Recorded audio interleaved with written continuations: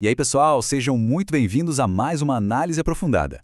Hoje, a gente vai explorar um tema simplesmente fascinante: como o exercício físico atua como uma intervenção poderosa e totalmente sem remédios contra as doenças neurodegenerativas.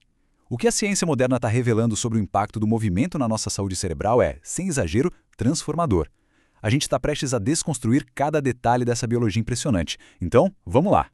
Então, bora mergulhar nessa. Será que o movimento físico consegue literalmente reconfigurar o cérebro humano? Essa é a nossa grande pergunta de hoje. A gente vai fazer uma jornada completa, saindo lá da biologia molecular microscópica até chegar nos resultados práticos de saúde na nossa população. Tudo para entender exatamente como suar a camisa constrói essa resiliência neurológica.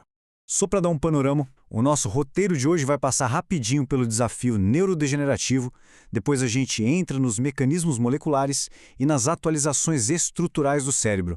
Daí vamos ver como isso modifica as patologias, dar uma olhada nas evidências clínicas e fechar com a prescrição ideal de exercício. Parte 1. O desafio neurodegenerativo e o peso disso globalmente. Doenças como Alzheimer e Parkinson representam um peso gigantesco, tanto social quanto financeiro. E é por isso que a comunidade científica está de olho no exercício físico como essa grande intervenção neuroprotetora. É como se fosse uma verdadeira droga multi-alvo, mas com zero efeitos colaterais, sabe? O objetivo aqui é atrasar o declínio cognitivo e oferecer um nível de proteção que, sinceramente, os medicamentos atuais ainda suam muito para conseguir replicar. Parte 2. Os mecanismos moleculares do movimento. Hora de dar um zoom. Quando a gente foca lá no microscópico, descobre uma cascata biológica invisível que é ativada assim que a gente começa a se exercitar. O movimento otimiza 4 processos incríveis ao mesmo tempo: a sinalização neurotrófica, a regulação neuroendócrina do estresse, as modificações epigenéticas e a otimização das vias metabólicas. É como se fosse uma orquestra, com tudo trabalhando em perfeita sintonia para criar uma base de ferro de resiliência celular. E no meio de todas essas moléculas, o BDNF é a estrela do show. Pensa no fator neurotrófico derivado do cérebro como o grande herói do nosso sistema nervoso. Aquele pico de BDNF que rola durante o treino é absolutamente crucial. Não tem como ficar sem. É ele que protege a memória, dá aquele empurrãozinho para o crescimento de novos neurônios e garante a nossa reserva cognitiva para a vida toda. Parte 3. Atualizações e estruturais. Construindo resiliência. E isso ilustra de forma brilhante como as coisas se conectam. Como que essas micromudanças viram atualizações reais na estrutura do cérebro? Bom, olhando de cima para baixo, as modalidades de exercício engatilham toda aquela cascata molecular que a gente acabou de falar, e isso deságua em adaptações estruturais pesadas. O resultado final, aquela integração da rede funcional do cérebro, é o casamento perfeito entre o esforço físico e a biologia. Trabalhando em paralelo, a gente tem 2 ganhos estruturais enormes aqui. De um lado, a neurogênese no hipocampo, ou seja, criando literalmente novos neurônios focados na memória. Do outro, a adaptação de toda a infraestrutura cerebrovascular. A angiogênese cria novos vasos sanguíneos para entregar mais oxigênio e fazer aquela faxina das toxinas. É basicamente como construir casas novas em uma cidade e, ao mesmo tempo, modernizar todo o encanamento para manter tudo funcionando perfeitamente. Parte 4. Modificando patologias. O remédio de múltiplos alvos. Agora, como que essas atualizações batem de frente com as patologias de verdade? A sacada genial do exercício é que ele age como uma intervenção multi-alvo. No caso do Alzheimer, ele ajuda a limpar aquelas placas beta-amiloide e os emaranhados da proteína tau. Já no Parkinson, ele entra prevenindo o acúmulo da alfa-sinucleína. Resumindo, é uma única intervenção atacando vários vilões biológicos totalmente diferentes. E a gente não pode esquecer da mitofagia. Pensa nela como uma vassoura celular de alta tecnologia que faz o controle de qualidade das mitocôndrias. Ao limpar seletivamente as mitocôndrias danificadas, a gente impede aquele acúmulo tóxico chato.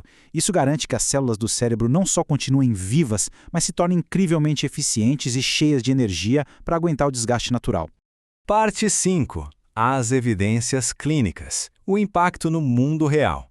Saindo um pouco das células e olhando para os dados no mundo real, olha esse número: 38%. Esse é o tamanho da redução no risco de declínio cognitivo para indivíduos fisicamente ativos. É um dado de cair o queixo que comprova, sem sombra de dúvida, o poder da prevenção pelo movimento diário. Para botar isso em perspectiva, quando a gente olha especificamente para a doença de Alzheimer, a redução de risco bate a casa dos 40% nos indivíduos altamente ativos. 40%, é ver toda aquela biologia celular complexa que a gente dissecou se traduzindo em uma proteção neurológica tangível e de longo prazo na nossa população. E aqui vai um fato super motivador sobre a dose certa de treino. Claro que um hábito diário é o padrão ouro, mas olha só, mesmo 1 ou 2 sessões de atividade vigorosa na semana já trazem benefícios protetores absurdos. Ou seja, cientificamente falando, fazer algum exercício é infinitamente melhor do que não fazer nenhum. O corpo responde de forma espetacular a qualquer nível de estímulo estruturado. Parte 6. A prescrição do exercício. Hora de entrar em ação. Então, bora ver como isso se aplica na prática. A prescrição ideal segue os parâmetros FIT-VP: frequência, intensidade, tempo e tipo. Para ter a melhor neuroproteção possível, o esquema é misturar uns 3 a 5 dias de aeróbico por semana com uns 2 ou 3 dias de treino de força. Tudo numa intensidade moderada, ali batendo 60% a 75% da frequência cardíaca máxima, por uns 30 a 60 minutos. É o treino multimodal sendo o grande diferencial. E o mais legal é que dá para personalizar tudo isso. Pessoas com risco genético, como quem carrega o gene APOE4, têm um ganho gigante focando em aeróbicos. Já quem tem perfis de risco para o Parkinson se dá muito bem com treinos de ritmo e de dupla tarefa. Sabe, juntar o desafio mental com o físico é a verdadeira prevenção de precisão, adaptada para diferentes fases da vida e biológicas. E a cereja do bolo vem do famoso estudo Finger. O exercício não trabalha sozinho. Os benefícios simplesmente decolam quando a gente junta o suor com treinamento cognitivo, uma dieta caprichada estilo mediterrâneo e uma otimização do sono. É o pacote completo para criar um escudo cognitivo quase impenetrável. Isso tudo nos deixa com uma pergunta muito poderosa para refletir. Como que a gente vai implementar essa intervenção multi-alvo na rotina ainda essa semana?